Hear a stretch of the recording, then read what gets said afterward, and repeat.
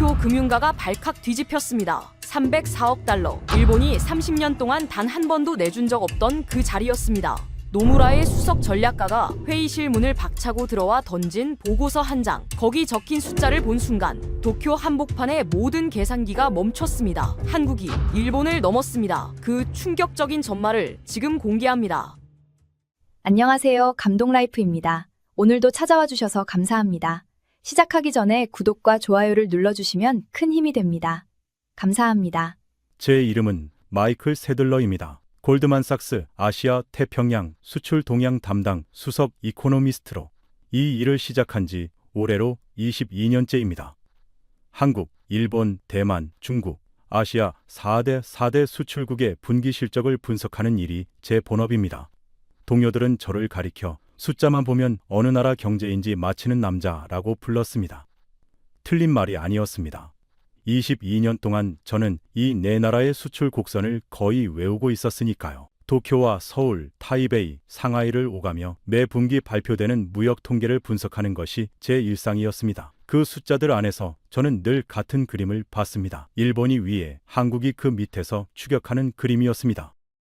올해 5월 말 저는 도쿄지사로부터 긴급 호출을 받았습니다. G7 재무차관 회의를 앞두고 일본 정부가 비공개로 의뢰한 분석 작업이었습니다. 의뢰 내용은 단순했습니다. 2026년 연간 수출 전망에서 한국이 일본을 추월할 가능성이 있는가? 저는 그 메일을 읽고 솔직히 웃었습니다. 22년간 제가 봐온 그래프에서 일본의 수출액은 늘 한국보다 위에 있었습니다. 격차가 좁혀지긴 했지만 추월이라는 단어는 제 머릿속 사전에 없는 말이었습니다. 저는 메일에 짧게 답장을 보냈습니다. 확인은 해보겠지만 결론은 이미 나와 있을 겁니다. 저는 그렇게 생각했습니다. 한국은 훌륭한 반도체 기업들이 있고 최근 몇 년간 무서운 속도로 치고 올라온 나라입니다. 하지만 일본은 여전히 자동차, 정밀기계, 화학산업까지 두루 갖춘 종합수출 강국입니다. 반도체는 사이클을 탑니다. 호황이 있으면 반드시 불황이 옵니다. 반도체 하나로 반짝 떴다가 사이클이 꺾이면 다시 가라앉을 것이다. 그것이 도쿄행 비행기에 오르기 전 제가 가지고 있던 생각이었습니다. 런던 사무실을 나서기 전 저는 책상 위 모니터에 두 나라의 30년치 수출 그래프를 띄워놓고 한참을 바라봤습니다. 1990년대부터 지금까지 일본의 선이 한국의 선 위에 있지 않은 해는 단 한 해도 없었습니다. 그 선이 이번에 처음으로 자리를 바꾼다는 보고서를 제가 직접 써야 한다는 사실이 그때까지도 비현실적으로 느껴졌습니다. 비서가 히드로 공항행 택시를 잡아주며 한마디 했습니다. 도쿄에서 좋은 소식 가져오셔야죠. 저는 웃으며 고개를 끄덕였습니다. 도쿄 측이 원하는 결론은 뻔했습니다. 일본이 여전히 한국보다 앞서 있다는 확인. 저는 그 확인을 해주기 위해 출장 가방을 싸고 있다고 생각했습니다. 그것이 22년 경력에서 가장 쉬운 보고서가 될 거라고 믿었습니다. 저는 노트북을 가방에 넣으며 생각했습니다. 도쿄에 가서 데이터를 한 번 더 확인하면 분명 일본이 다시 앞서 있을 거라고. 사이클은 늘 그랬으니까요. 반도체가 오르면 한국이 잠깐 따라붙고 사이클이 꺾이면 다시 일본이 멀어졌습니다. 22년 동안 단 한 번도 깨진 적 없는 패턴이었습니다. 저는 그 패턴을 의심할 이유가 없었습니다. 저는 그 생각이 얼마나 틀렸는지 불과 사흘 뒤에 알게 됩니다. 그리고 그 사흘은 제 22년 커리어를 통틀어 가장 길고 차가운 사흘이 되었습니다. 6월 17일 새벽 히드로 공항을 출발한 비행기가 14시간을 날아 나리타 공항에 내려앉았습니다. 창밖으로 도쿄의 흐린 새벽빛이 퍼지고 있었습니다. 저는 좌석 등받이를 세우며 가방을 집어들었습니다. 가방 안에는 두 나라의 30년치 수출 데이터가 들어 있었습니다. 첫 번째 임무는 단순했습니다. 48시간 안에 2026년 연간 수출 전망 보고서를 완성해서 G7 재무차관회의 사전 브리핑 자료로 제출하는 것이었습니다. 공항을 나서자 6월의 습한 공기가 얼굴을 감쌌습니다. 택시를 잡아 타고 시내로 향하는 동안 저는 창밖으로 흘러가는 도쿄의 풍경을 바라봤습니다. 거리는 평소와 다름없이 분주했습니다. 하지만 이 도시의 금융가 한복판에서 불과 며칠 뒤 벌어질 일이 일본 경제 관료들의 자존심을 뒤흔들 것이었습니다. 저는 아직 그것을 몰랐습니다. 호텔 체크인을 마치고 방에 들어서자마자 저는 곧장 노트북을 펼쳤습니다. 도쿄지사에서 보내온 자료들을 다시 훑어봤습니다. 일본 경제산업성이 의뢰한 분석의 핵심은 명확했습니다. 한국의 반도체 수출이 일시적 호황인지 구조적 변화인지를 판단해달라. 저는 그 문장을 2번 읽었습니다. 일본 정부가 굳이 외부 기관에 이런 질문을 던졌다는 사실 자체가 그들도 뭔가 불안한 신호를 감지하고 있다는 뜻이었습니다. 다음 날 아침 8시 50분, 마루노우치의 한 빌딩 17층 노무라 인터내셔널의 비공개 회의실. 저는 문을 열고 안으로 들어섰습니다. 통유리 너머로 도쿄 도심이 한눈에 내려다 보였습니다.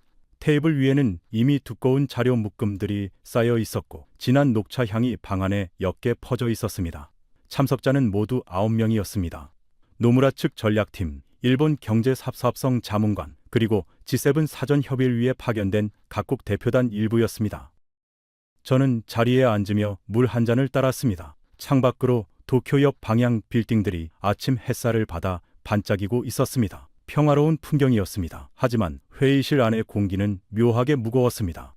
이 자리에 모인 사람들 모두가 같은 보고서를 기다리고 있었습니다. 한국이 일본을 추월할 수 있는가? 그 질문 하나에 모두의 신경이 곤두서일었습니다. 제가 자리를 잡고 앉은 지 채 5분도 되지 않아 문이 다시 열렸습니다. 리처드 카밍스였습니다. 노무라 인터내셔널 수석 전략가, 영국 옥스퍼드 출신으로 20년 넘게 일본 경제를 분석해온 베테랑이었습니다. 그는 들어서면서 손목에 세이코 시계를 한번 매만졌습니다. 짙은 차콜 그레이 슈트에 기치 빳빳하게 선 셔츠. 그는 상석 바로 옆자리에 앉으며 미리 준비해온 차트 묶음을 테이블에 펼쳤습니다. 마치 이미 결론을 알고 있는 사람처럼요. 카밍스는 자리에 앉자마자 만년필 대신 태블릿을 꺼내 들었습니다. 화면을 몇 번 두드리더니 일본의 30년 수출 그래프를 띄워 테이블 중앙으로 돌려놓았습니다. 그가 가장 좋아하는 차트였습니다. 1990년대 거품 붕괴 이후 일본 경제가 다시 일어서는 구간을 굵은 선으로 강조한 차트. 잃어버린 30년은 끝났습니다. 그는 회의가 시작되기도 전에 그 한마디를 던졌습니다. 그 말이 오늘 그의 결론이라는 것을 저는 직감했습니다. 저는 그 모습을 보며 생각했습니다. 오늘 가장 단호한 목소리는 저 사람에게서 나올 것이다. 그리고 저는 그 목소리에 반박할 데이터를 가지고 있지 않다고 그 순간까지도 믿고 있었습니다. 회의가 시작되기를 기다리며 저는 가방 속 자료를 다시 한번 만지작거렸습니다. 그 안에 무엇이 들어있는지 저는 아직 절반도 알지 못했습니다. 의장을 맡은 노무라 인터내셔널 아시아 총괄이 첫 번째 안건을 꺼냈습니다. 2026년 한일 양국 연간 수출 전망 비교 분석. 말이 끝나기가 무섭게 카밍스가 태블릿을 다시 들었습니다. 그는 화면을 한번 넘기며 천천히 입을 열었습니다. 이 논의는 사실 결론이 정해져 있습니다. 한국의 1분기 수출 호조는 반도체 한 품목에 의존한 일시적 현상입니다. 일본은 자동차, 정밀기계, 반도체 장비까지 균형 잡힌 산업 구조를 갖고 있습니다. 균형이 결국 이깁니다. 회의실이 잠시 조용해졌습니다. 몇몇 참석자들이 고개를 끄덕였습니다. 카밍스는 자신의 발언이 이미 결론인 것처럼 다시 태블릿 화면을 넘기며 다음 차트를 준비했습니다. 저는 그 순간을 잊을 수 없습니다. 카밍스의 말에는 틀린 것이 없었습니다. 일본은 실제로 자동차 산업에서 세계 최고 수준의 기술력을 유지하고 있었고 정밀 기계와 화학 소재 분야에서도 여전히 압도적인 점유율을 갖고 있었습니다. 균형이라는 단어 그 자체로 반박하기 어려운 논리였습니다. 하지만 뭔가 이상했습니다. 저는 손끝으로 테이블을 가볍게 두드리며 생각했습니다. 이 회의가 시작되기 전 도쿄지사가 저에게 보낸 자료 중에는 일본 정부 내부에서도 불안한 신호가 감지된다는 메모가 섞여 있었습니다. 균형 잡힌 산업 구조라는 그 말이 정말 지금 이 순간에도 유효한 것인지 의문이 들었습니다. 잠깐요, 제가 말했습니다. 카밍스가 태블릿에서 눈을 들어 저를 바라봤습니다. 카밍스 씨, 한 가지 여쭤봐도 될까요? 균형 잡힌 산업 구조라고 하셨는데 그 균형 안에서 자동차 수출은 어떻게 움직이고 있습니까? 카밍스는 잠시 멈추었습니다. 그러더니 태블릿을 테이블에 내려놓으며 말했습니다. 일시적 조정 구간입니다. 큰 흐름에서 보면 무의미한 변동입니다. 저는 고개를 끄덕였습니다. 맞습니다. 그런데 그 일시적 조정이라는 표현을 만들어낸 숫자들이 있습니다. 오늘 그 숫자를 먼저 들어보시겠습니까? 카밍스는 대답하지 않았습니다. 대신 팔짱을 끼고 등받이에 몸을 기댔습니다. 그것이 그의 대답이었습니다. 회의 진행자가 저에게 발언권을 주었습니다. 저는 천천히 자리에서 일어났습니다. 가방에서 파일 하나를 꺼냈습니다. 런던서부터 가져온 30년치 데이터가 담긴 파일이었습니다. 저는 그것을 테이블 위에 펼쳤습니다. 카밍스의 시선이 잠깐 그쪽으로 향했다가 돌아왔습니다. 균형이라는 단어로 이 흐름을 설명하기에는 저는 천천히 말했습니다. 이미 숫자가 너무 멀리 가 있습니다. 회의실이 다시 조용해졌습니다. 이번에는 조금 다른 종류의 침묵이었습니다. 카밍스가 팔짱을 낀 채로 저를 바라보고 있었습니다. 그의 표정에는 아직 여유가 있었습니다. 카밍스가 입꼬리를 살짝 올리며 말했습니다. 세들러 씨, 한국의 반도체 산업이 훌륭하다는 건 저도 인정합니다. 메모리 가격이 오르면 누구나 좋은 실적을 냅니다. 하지만 그건 사이클입니다. 우리가 지금 이 자리에서 논의해야 할 것은 2026년 한 해에 들뜬 숫자가 아니라 30년간 입증된 산업의 기초 체력입니다. 그는 다시 태블릿을 집어들었습니다. 화면을 두드리는 손가락 소리가 회의실 안에 울렸습니다. 몇몇 시선이 저에게 쏠렸습니다. 저는 잠시 숨을 고르고 다음 자료를 꺼냈습니다. 기초 체력이라는 표현 좋습니다. 그런데 그 기초 체력을 숫자로 한번 비교해 보겠습니다. 저는 두 나라의 최근 세계 분기 자동차 수출 곡선을 테이블 위에 펼쳤습니다. 일본의 자동차 수출은 지난 세계 분기 연속 전년 동기 대비 감소했습니다. 엔저 효과가 무뎌지면서 가격 경쟁력으로 버티던 구간이 끝나가고 있다는 신호입니다. 카밍스의 태블릿 화면 넘기는 소리가 잠시 멈췄습니다. 그건 일시적 환율 요인입니다. 카밍스가 곧바로 받아쳤습니다. 엔화가 다시 약세로 돌아서면 자동차 수출은 회복됩니다. 환율은 늘 순환합니다. 그의 목소리에는 여전히 확신이 담겨 있었습니다. 저는 고개를 끄덕였습니다. 맞습니다. 환율은 순환합니다. 그런데 카밍스 씨, 환율이 순환하는 동안 반도체는 순환하지 않았습니다. 한국의 반도체 수출은 이번이 처음이 아닙니다. 메모리 슈퍼사이클이 이미 세 번째 분기째 이어지고 있습니다. 한 번의 호황이 아니라 연속된 흐름이라는 뜻입니다. 회의실 안 몇몇이 자료를 다시 들여다보기 시작했습니다. 카민스가 잠시 말을 멈췄습니다. 그러더니 다른 각도로 전선을 옮겼습니다. 좋습니다. 연속된 흐름이라고 칩시다. 그런데 그게 정밀기계와 화학 소재까지 아우르는 전반의 경쟁력을 의미합니까? 반도체 하나가 잘 나간다고 해서 일본이 30년간 쌓아온 산업 다변화의 가치가 사라지는 건 아닙니다. 그는 다시 자신감을 되찾은 표정으로 자료를 펼쳤습니다. 일본의 산업별 수출 비중 도표였습니다. 자동차, 정밀기계, 화학, 반도체 장비가 골고루 분산된 모습이었습니다. 몇몇 참석자가 고개를 끄덕였습니다. 저는 그 표를 잠시 바라보다가 입을 열었습니다. 맞습니다. 일본의 산업은 다변화되어 있습니다. 그런데 카민스 씨, 그 다변화된 산업들의 합이 지금 무엇과 경쟁하고 있는지를 봐야 합니다. 저는 가방에서 다음 자료를 꺼냈습니다. 회의 진행자가 저에게 발언권을 주었습니다. 저는 천천히 자리에서 일어났습니다. 카밍스의 시선이 잠깐 그쪽으로 향했다가 돌아왔습니다. 다변화라는 단어로 이 흐름을 설명하기에는 저는 천천히 말했습니다. 이미 숫자가 너무 멀리 가 있습니다. 회의실이 다시 조용해졌습니다. 이번에는 조금 다른 종류의 침묵이었습니다. 카밍스는 팔짱을 낀 채로 저를 바라보고 있었습니다. 그의 표정에는 아직 여유가 있었습니다. 세들러 씨, 숫자가 멀리 갔다는 건 동의합니다. 다만 그 거리가 한 해의 일이라면 30년의 기초 체력을 뒤집을 수는 없습니다. 그는 다시 태블릿을 집어들었습니다. 화면을 두드리는 손가락 소리가 회의실 안에 울렸습니다. 몇몇 시선이 저에게 쏠렸습니다. 저는 그 시선들을 느끼며 파일의 첫 장을 천천히 넘겼습니다. 속으로 생각했습니다. 좋습니다. 그렇다면 30년의 기초 체력이라는 그 말을 숫자로 직접 검증해 보여드리죠. 아직 꺼내지 않은 카드가 한두 장이 아니었습니다. 저는 파일 첫 장을 테이블 위에 올려놓았습니다. A4 용지 한 장이었습니다. 숫자 몇 개가 적혀 있었습니다. 저는 그것을 천천히 읽기 시작했습니다. 2026년 1분기 한국의 수출액은 2,199억 달러였습니다. 같은 기간 일본의 수출액은 1,895억 달러였습니다. 차이는 304억 달러입니다. 저는 천천히 읽었습니다. 회의실 안이 조용했습니다. 카밍스는 팔짱을 낀 채였습니다. 그리고 한 가지 더, 저는 말을 이었습니다. 이 격차로 한국은 올해 1분기 세계 수출 순위에서 일본을 제치고 5위에 올랐습니다. 한국이 분기 기준으로 세계 5위에 오른 것은 이번이 처음입니다. 아무도 대답하지 않았습니다. 창밖으로 도쿄역 방향 빌딩들이 아침 햇살을 받아 반짝이고 있었습니다. 저는 그것이 단순한 숫자가 아니라는 것을 알고 있었습니다.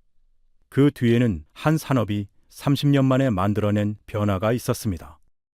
카밍스가 먼저 입을 열었습니다. 그는 태블릿 화면을 두드리며 말했습니다. 세들러 씨, 그 304억 달러 격차, 반도체를 빼면 어떻게 됩니까?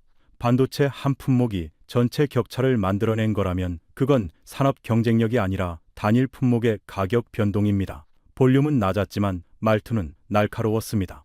회의실의 몇몇 시선이 다시 자료 쪽으로 내려갔습니다. 그의 논리는 정확했습니다. 반도체를 빼고 보면 격차가 줄어드는 것은 사실이었습니다. 저는 잠시 멈췄습니다. 맞습니다. 제가 말했습니다. 반도체를 빼면 격차는 분명히 줄어듭니다. 그런데 카밍스 씨, 여기서 질문이 하나 있습니다. 저는 테이블 위에 다음 장을 꺼냈습니다. 한국의 1분기 반도체 수출은 785억 달러였습니다. 전년 동기 대비 139% 증가했습니다. 그중 디램만 따로 떼어보면 357억 9천만 달러, 전년 대비 249% 증가입니다. 이게 정말 일시적 가격 변동입니까? 아니면 AI 서버 투자라는 거대한 흐름이 만들어낸 구조적 수요입니까? 회의실이 조용해졌습니다. 카밍스의 태블릿 두드리는 소리가 멈췄습니다. 그는 잠시 다른 각도로 전선을 옮겼습니다. 좋습니다. AI 서버 수요가 진짜라고 칩시다. 그런데 그 수요가 영원할 거라고 보십니까? AI 투자 붐도 결국 꺾일 시기가 옵니다. 그때 한국은 또 무엇으로 일본을 앞서겠습니까? 그의 목소리에는 다시 자신감이 돌아와 있었습니다. 몇몇 참석자가 그 말에 고개를 끄덕이는 것이 보였습니다. 메모리 가격은 결국 사이클이라는 그의 전제는 22년간 제가 봐온 시장에서도 한 번도 깨진 적 없는 법칙이었습니다. 저는 고개를 끄덕였습니다. 맞습니다. AI 투자 붐도 언젠가는 꺾일 겁니다. 그런데 카밍스 씨, 한국의 5월 수출 실적을 보면 다른 그림이 보입니다. 저는 가방에서 새 자료를 꺼냈습니다. 5월 한국 수출은 877억 달러였습니다. 전년 동월 대비 53.2% 증가, 월 기준 역대 최대 실적입니다. 그리고 이게 3개월 연속 800억 달러를 넘긴 기록입니다. 반도체 수출만 따로 보면 169.4% 증가했습니다. 저는 그 숫자를 테이블 정중앙에 놓았습니다. 한 달의 호황이 아니라 석 달 연속으로 같은 강도의 흐름이 이어지고 있다는 뜻입니다. 카밍스가 처음으로 대답을 잠시 멈췄습니다. 5초였습니다. 회의가 잠시 멈췄습니다. 카밍스가 다음 자료를 준비하겠다며 자리를 떴습니다. 회의실 안에 잠깐의 여백이 생겼습니다. 그때 문이 조용히 열렸습니다. 제 오랜 후배 사라 첸이었습니다. IMF 아시아 태평양국 출신으로 지금은 골드만삭스 도쿄 지사에서 일하고 있었습니다. 그녀는 녹차 2잔을 들고 들어오더니 조용히 제 옆 빈자리에 앉았습니다. 그리고 낮은 목소리로 말했습니다.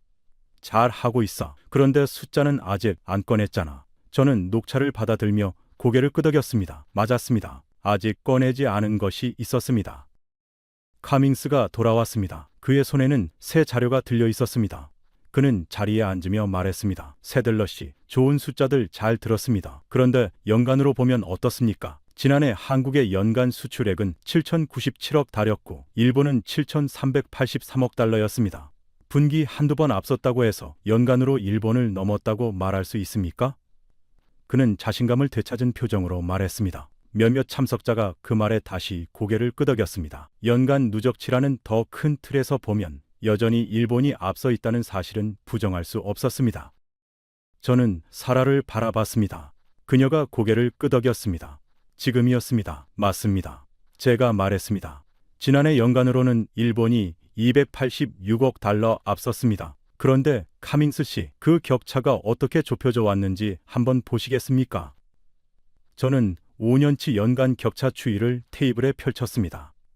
2021년 격차는 1,200억 달이었습니다. 지난해는 286억 달까지 좁혀졌습니다. 그리고 올해 1분기 한국이 처음으로 304억 달러 앞섰습니다. 이게 우연히 한 번 일어난 일입니까? 아니면 5년간 한 방향으로만 움직여온 흐름의 결과입니까? 카밍스는 태블릿을 내려다보며 아무 말도 하지 않았습니다. 5초가 지났습니다. 10초가 지났습니다. 침묵이 길어졌습니다. 천장에 LED 조명이 낮게 윙윙거리는 소리가 갑자기 크게 들렸습니다. 카밍스가 마침내 입을 열었습니다. 5년간 격차가 좁혀진 건 인정합니다. 하지만 세들러 씨, 그 격차가 좁혀진 이유는 결국 한국 원화 약세 때문이 아닙니까? 환율이 받쳐준 수출은 환율이 바뀌면 다시 줄어듭니다. 그의 목소리는 차분했지만 처음으로 방어하는 사라는 사람의 말투였습니다. 저는 그 변화를 느꼈습니다. 오전의 카밍스는 공격하는 사람이었습니다. 지금의 카밍스는 무언가를 확인하려는 사람이었습니다. 맞습니다. 저는 다시 말했습니다. 원화 약세가 수출 가격 경쟁력에 도움을 준 건 사실입니다. 그런데 카밍스 씨, 환율로만 설명할 수 없는 숫자가 하나 있습니다. 저는 파일에서 다음 자료를 꺼냈습니다. 한국이 분기 기준으로 일본을 앞선 것은 이번이 처음이 아닙니다. 2024년 2분기, 2025년 3분기에 이어 이번이 세 번째입니다. 그런데 그 세 번 모두 환율 조건이 달랐습니다. 원화가 강세였던 구간도 있었고 약세였던 구간도 있었습니다. 환율이 다른데도 같은 결과가 반복된다면 그건 환율의 문제가 아니라 산업 구조의 문제입니다. 회의실 안 몇몇이 자료를 다시 들여다보기 시작했습니다. 카밍스의 태블릿 두드리는 소리가 멈췄습니다. 그는 잠시 다른 각도로 전선을 옮겼습니다. 좋습니다. 세 번의 추월 인정하겠습니다. 그런데 세들러 씨, 그건 모두 분기 단위였습니다. 연간으로 한 번도 넘은 적이 없다는 게 본질입니다. 분기는 변동성이 큽니다. 연간 숫자가 진짜 체력입니다. 그는 자신감을 다시 끌어올리며 말했습니다. 몇몇 참석자가 그 말에 고개를 끄덕였습니다. 분기 변동성과 연간 추세를 구분해야 한다는 그의 논리는 경제 분석에서 흔히 통용되는 정설이었습니다. 저는 사라를 바라봤습니다. 그녀가 고개를 끄덕였습니다. 맞습니다. 제가 말했습니다. 분기는 변동성이 있습니다. 그런데 카밍스 씨, 올해 1분기 추월이 처음으로 다른 점이 있습니다. 저는 다음 자료를 꺼냈습니다. 지난 두 번의 분기 추월, 2024년 2분기와 2025년 3분기는 격차가 각각 40억 달러, 60억 달러 수준이었습니다. 그런데 이번 1분기는 304억 달러입니다. 격차의 크기 자체가 5배 이상 커졌습니다. 변동성이라면 격차가 줄어들거나 비슷한 수준을 유지해야 합니다. 그런데 격차가 점점 커지고 있다는 건 이게 흔들림이 아니라 가속이라는 뜻입니다. 카밍스는 태블릿을 내려다보며 잠시 말을 멈췄습니다. 회의실 안에 누군가가 낮게 숨을 내쉬는 소리가 들렸습니다. 일본 경제산업성 자문관 다나카가 천천히 자신의 노트에 무언가를 적기 시작했습니다. 저는 그 모습을 보며 생각했습니다. 다나카가 처음으로 자기 노트에 무언가를 적고 있습니다. 방향은 느낄 수 있었습니다. 다나카는 무언가를 적고 나서 고개를 들어 제 자료를 다시 바라봤습니다. 그것이 첫 번째 신호였습니다. 카밍스가 다시 입을 열었습니다. 목소리에서 처음으로 망설임이 느껴졌습니다. 5배라는 숫자는 인정합니다. 그런데 그게 일본 세계 수출 순위 5위 자리를 내준 것과 무슨 상관입니까? 순위는 다른 나라들의 부진 때문일 수도 있습니다. 우리가 못해서가 아니라 우리 옆자리 나라들이 더 못한 것뿐일 수도 있지 않습니까? 그는 마지막 방어선을 치듯 말했습니다. 저는 그 말을 들으며 생각했습니다. 이 질문에 대한 답이 오늘 가장 결정적인 숫자가 될 것이었습니다. 저는 잠시 멈췄다가 입을 열었습니다. 맞습니다. 순위는 상대적입니다. 그런데 카밍스 씨, 한국의 5위 등극은 다른 나라가 무너져서 생긴 자리가 아닙니다. 저는 세계 10대 수출국 순위표를 펼쳤습니다. 1위부터 4위까지 미국, 중국, 독일, 네덜란드는 작년과 똑같습니다. 순위가 바뀐 건 5위와 6위, 한국과 일본뿐입니다. 다른 나라가 흔들려서 생긴 빈자리가 아니라 정확히 이 두 나라 사이에서만 일어난 일이라는 뜻입니다. 회의실이 완전히 조용해졌습니다. 다나카가 볼펜을 멈추고 고개를 들었습니다. 그의 눈이 처음으로 저를 향해 오래 머물렀습니다. 카밍스는 한동안 자료를 바라보고 있었습니다. 그러더니 숫자가 아닌 다른 카드를 꺼냈습니다. 좋습니다, 세들러 씨. 숫자는 인정하겠습니다. 그런데 이건 숫자만으로 끝날 문제가 아닙니다. 그는 목소리를 낮췄습니다.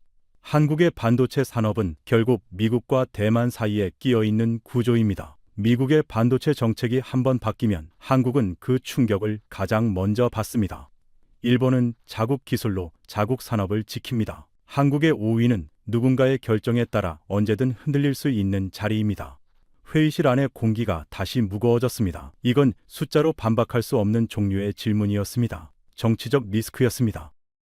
저는 잠시 말을 멈췄습니다. 맞습니다. 한국의 반도체 산업이 미중 사이의 정책 변수에 노출돼 있다는 건 사실입니다. 그런데 카민스 씨, 그 변수에 노출된 게 정말 한국뿐입니까? 저는 자료를 꺼내지 않았습니다. 이번에는 숫자가 아니었습니다.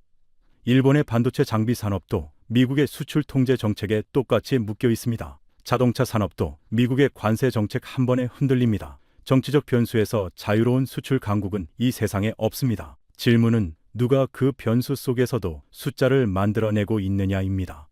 회의실이 조용해졌습니다. 다나카의 표정이 굳었습니다. 이미 알고 있는 사실이었습니다. 하지만 이 자리에서 누군가가 그것을 꺼내는 것은 처음이었습니다. 카밍스가 입을 열려다 멈췄습니다. 다나카가 테이블 위에 놓인 카밍스의 자료를 바라보다가 시선을 거뒀습니다. 그 작은 동작이 눈에 들어왔습니다. 말이나 숫자가 아닌 시선 하나였지만 그 의미는 분명했습니다. 무언가가 달라지고 있었습니다. 저는 천천히 말을 이어가면서 다나카의 표정을 읽고 있었습니다. 그는 고개를 숙인 채 무언가를 적고 있었습니다. 카밍스를 바라보지 않았습니다. 그 방향이 모든 것을 말해주고 있었습니다. 회의실이 잠시 멈췄습니다. 카밍스가 다음 자료를 준비하겠다며 자리를 비웠습니다. 사라 첸이 제 옆으로 다가와 낮은 목소리로 말했습니다. 이제 연간 전망으로 넘어갈 거야. 거기서 진짜 승부가 나. 저도 알고 있었습니다. 오늘 제가 보여준 모든 숫자는 결국 하나의 질문으로 모이고 있었습니다. 2026년 연간으로 한국이 일본을 넘어설 수 있는가?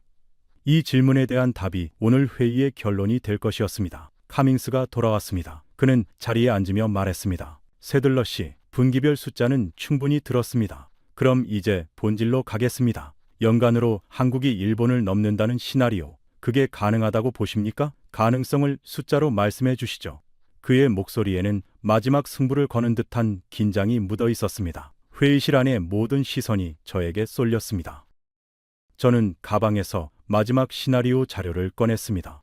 지난해 연간 격차는 286억 달러였습니다. 일본이 앞섰습니다. 그런데 올해 1분기 한국이 304억 달러를 앞섰고 5월까지의 흐름을 연장하면 격차가 계속 벌어지고 있습니다. 저는 그래프를 테이블 위에 펼쳤습니다.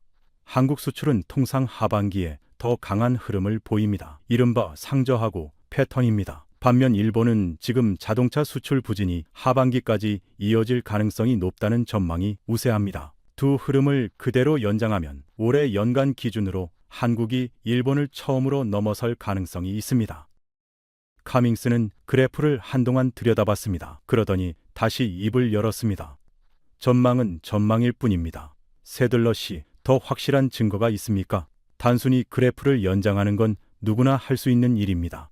그의 목소리에는 여전히 의심이 담겨 있었지만 처음만큼의 확신은 없었습니다. 저는 그 차이를 느꼈습니다. 그는 이기려는 것이 아니라 지지 않으려는 목소리로 말하고 있었습니다.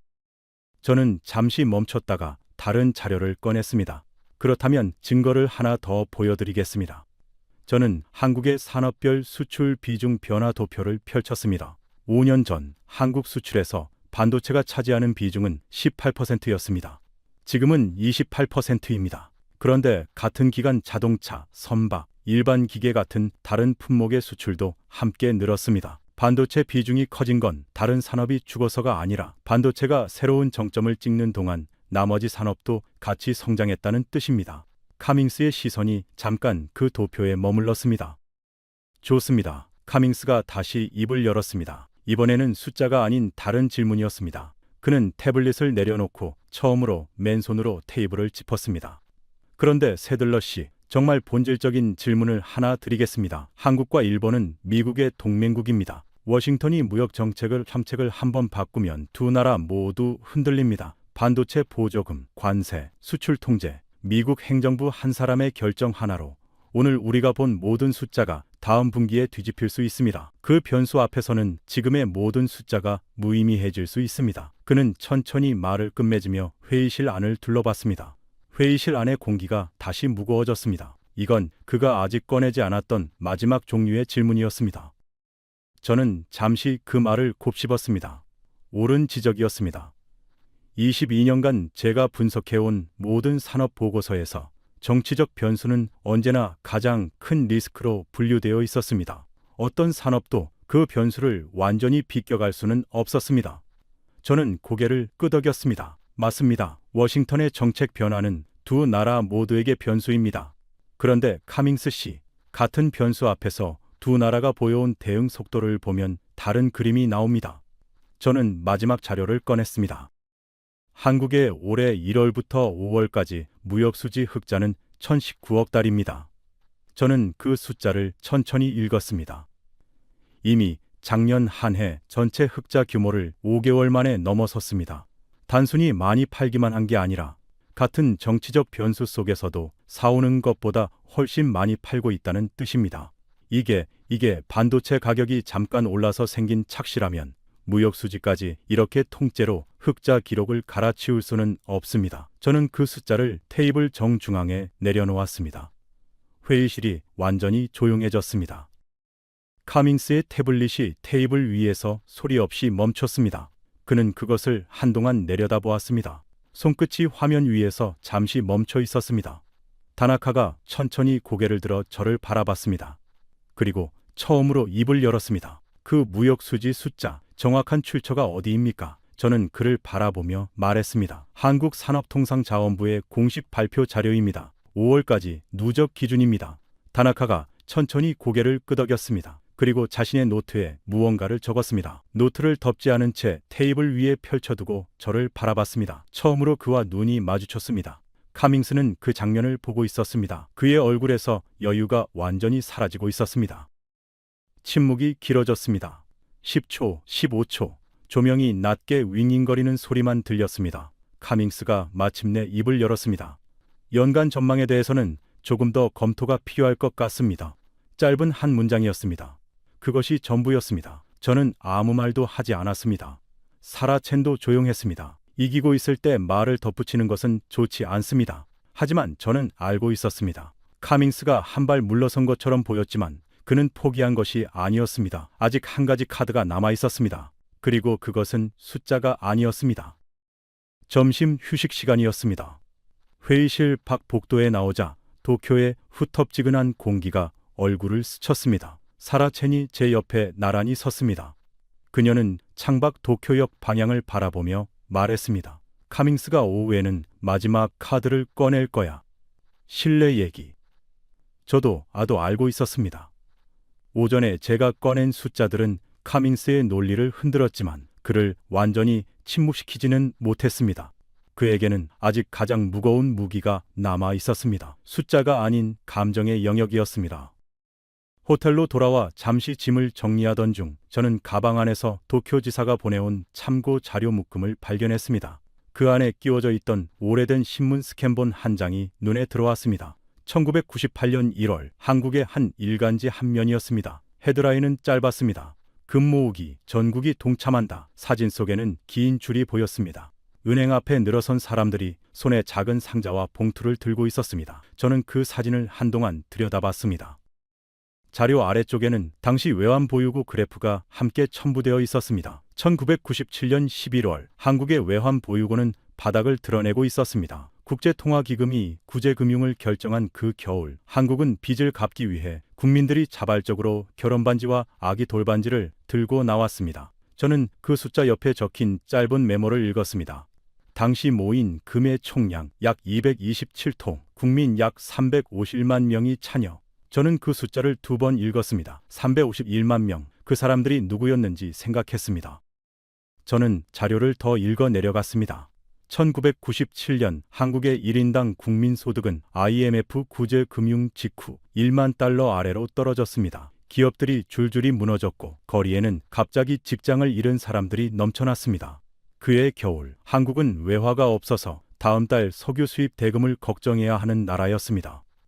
저는 그 자료를 내려놓고 잠시 눈을 감았습니다. 가슴이 묘하게 무거웠습니다. 그 겨울로부터 정확히 28년이 지난 지금, 같은 나라가 무역 수지로 5개월 만에 1019억 달러의 흑자를 쌓고 세계 5위 수출국이 되어 있었습니다.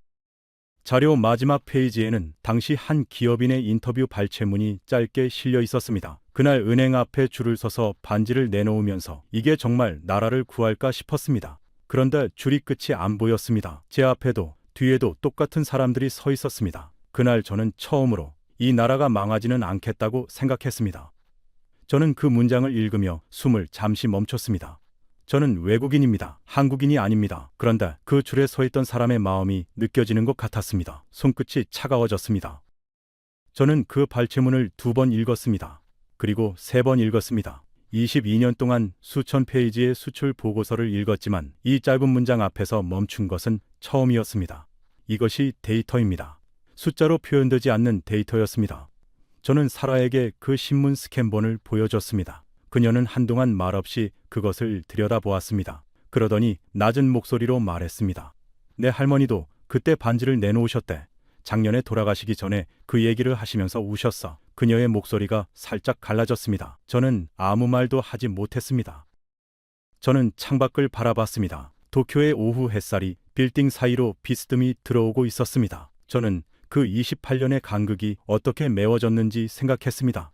1998년에 그 줄에 서 있던 사람들 중 누군가의 아들, 누군가의 딸이 지금 이 순간 반도체 공장의 클린룸에서, 무역회사의 사무실에서, 제가 회의실에서 인용한 숫자들을 만들어내고 있을 것이었습니다. 외화가 없어 결혼 반지를 내놓던 부모의 세대가 외화를 가장 많이 벌어들이는 자식의 세대를 키워낸 것이었습니다. 저는 그 생각을 멈출 수가 없었습니다. 카밍스가 오늘 종일 기초 체력이라고 부르던 그것이 사실은 한 세대가 가장 밑바닥에서부터 다시 쌓아올린 것이었다는 사실을 그 순간 비로소 이해했습니다. 오늘 오후 회의실로 돌아가면 저는 다시 숫자로 이야기할 것입니다. 304억 달러, 1019억 달러, 세계 5위. 하지만 그 숫자들 뒤에는 은행 앞에 늘어선 351만 명의 줄이 있다는 것을 이제는 잊지 않을 것이었습니다. 사라가 시계를 보며 자리에서 일어났습니다. 들어가자. 저는 신문 스캔본을 가만히 가방 안에 다시 넣었습니다. 그리고 천천히 고개를 끄덕였습니다. 오후 3시가 넘었습니다. 회의실 창밖으로 도쿄의 햇살이 기울기 시작했습니다. 저는 자리에 앉으며 가방 속 마지막 자료를 만졌습니다. 카민스는 잠시 자리를 비웠다가 돌아왔습니다. 그의 손에는 새 자료 묶음이 들려 있었습니다. 저는 그것을 보는 순간 직감했습니다. 마지막 카드입니다. 카밍스는 자리에 앉으며 자료를 천천히 펼쳤습니다. 그리고 처음으로 목소리의 톤을 낮췄습니다. 세들러 씨, 저도 오늘 설득력 있는 데이터를 많이 봤습니다. 그는 잠깐 멈췄습니다. 그런데 한 가지만 묻겠습니다. 신뢰입니다. 그 한 단어가 회의실 안에 무겁게 떨어졌습니다. 그의 정장깃이 오후 햇빛을 받아 미세하게 빛났습니다. 일본은 30년간 같은 산업 구조로 신뢰를 쌓아왔습니다. 자동차, 정밀기계, 화학, 글로벌 기업들은 검증된 안정성에 투자합니다. 한국의 반도체는 지금 잘 나가지만 이 산업이 흔들리면 한국 경제 전체가 흔들립니다. 일본은 그렇지 않습니다. 어느 쪽이 더 믿을 수 있는 파트너입니까? 회의실 안에 몇몇이 그 말에 다시 고개를 끄덕였습니다. 저는 잠시 눈을 감았습니다. 머릿속으로 숫자들을 빠르게 돌렸습니다. 맞습니다. 신뢰는 중요합니다. 그런데 카밍스 씨, 신뢰를 숫자로 한번 보여드리겠습니다. 저는 가방에서 마지막 자료를 꺼냈습니다. 한국의 수출 품목 다변화 지수입니다. 5년 전 상위 5개 품목이 전체 수출의 60%를 차지했습니다. 지금은 54%입니다. 반도체가 커지는 동안 동시에 이 차전지, 바이오, K, 콘텐츠 연관 소비재까지 새로운 수출축이 함께 자라났습니다. 한 산업에 기대는 나라가 아니라 새로운 산업을 계속 만들어내는 나라라는 뜻입니다. 카밍스가 눈썹을 살짝 올렸습니다. 카밍스는 잠시 자료를 들여다보다가 마지막으로 입을 열었습니다. 좋습니다. 다변화는 인정합니다. 그런데 세들러 씨, 결국 오늘 이 모든 논의는 한국이 운이 좋았다는 이야기로 정리될 수도 있습니다. AI 붐이라는 거대한 물결이 마침 한국 반도체 산업과 맞아떨어진 겁니다. 일본도 비슷한 물결을 만났다면 똑같이 했을 겁니다. 그는 마지막 자존심을 지키려는 듯 말했습니다. 그의 목소리에는 더 이상 처음 간 확신이 없었지만 그래도 끝까지 물러서지 않으려는 기색이 남아 있었습니다. 저는 그 말을 듣고 천천히 고개를 끄덕였습니다. 맞습니다. 운도 있었을 겁니다. 그런데 카밍스 씨, 같은 물결 앞에서 준비가 안 된 나라는 그 물결을 놓칩니다. 한국이 메모리 반도체에 30년을 투자해 오지 않았다면 AI 불이 와도 그 자리에 한국은 없었을 겁니다. 물결은 모두에게 옵니다. 그 물결을 탈 배를 미리 만들어둔 나라만 거기에 올라탑니다. 회의실 안이 다시 조용해졌습니다. 그때 다나카가 천천히 몸을 앞으로 기울였습니다. 그는 카밍스도 저도 아닌 테이블 정중앙을 바라보며 말했습니다. 세들러 씨, 제가 하나 여쭤봐도 될까요? 회의실 안의 모든 시선이 그에게 쏠렸습니다.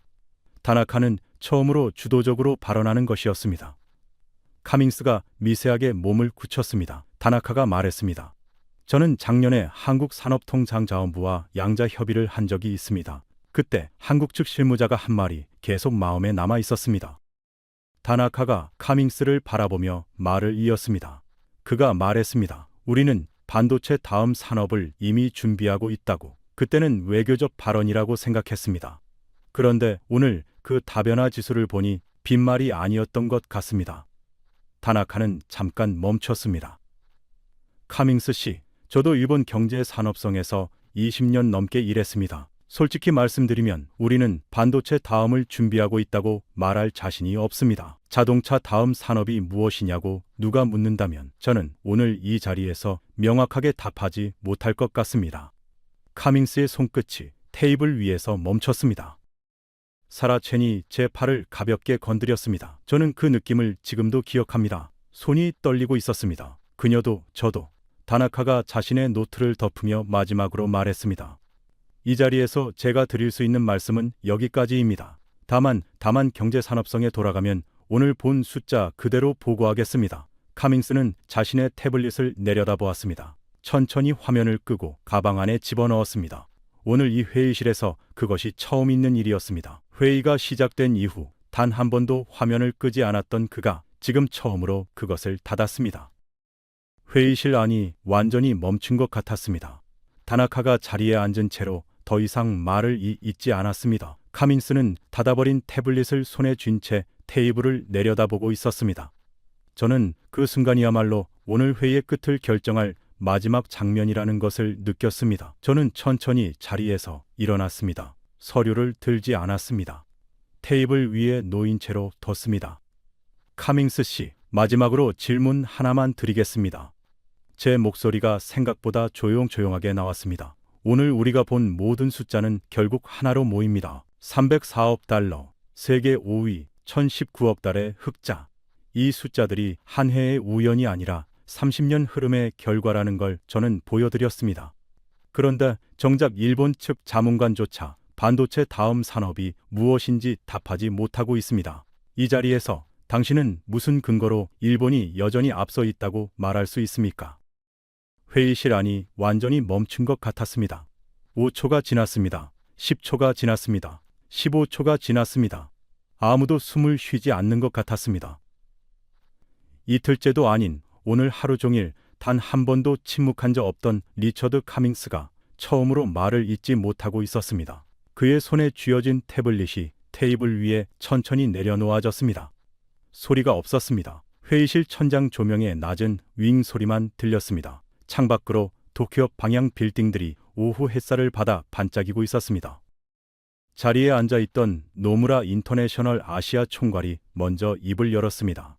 오늘 발표된 자료를 종합하면 2026년 연간 전망에서 한국의 수출 규모가 일본을 추월할 가능성을 배제할 수 없다는 결론이 합리적인 것 같습니다. 그는 의장으로서 회의를 정리하듯 말했습니다.